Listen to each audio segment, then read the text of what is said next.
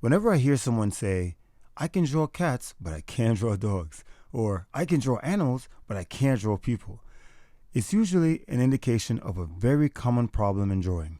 And if this sounds like you should watch this video. The usual thanks out the way. A very big thank you to everyone who supported my books, Pen and Ink Drawing a Simple Guide, and the complimentary Pen and Ink Drawing Workbook.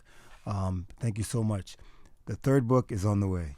Now, let's be clear. Of course, you can have a preference for drawing one thing over another, right? Like you may like drawing animals more than you like drawing people, right? Or you may like drawing comics more than you like drawing landscape, right? But it's different in drawing to say, I can draw animals, but I can't draw people. And here's why. So in the same way, when musicians listen sounds, right, they hear notes, chords, and basic elements of sound, right? Or programmers, and they see and communicate information in codes, right? Drawing also requires that we see the world and everything in it in its own visual language. So this means whatever you look at, you see it in terms of the basic visual elements first, right? That's lines, shapes, colors, textures, and so on. So for example, a layperson may see a flower, a tree stump, a cup, a watch, and so on. For us artists, we have to learn to see cylinders first.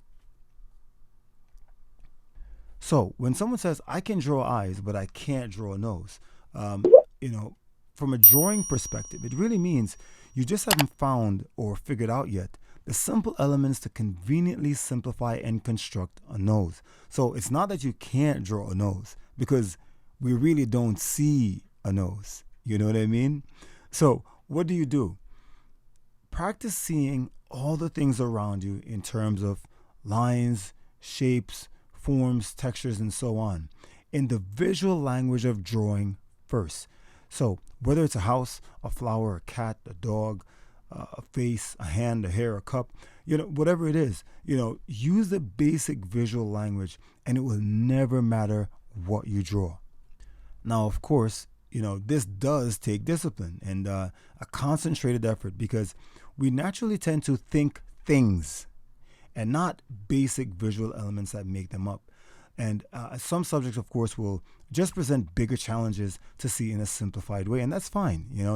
Just remind yourself that everything can be reduced to simple visual elements in some way or form.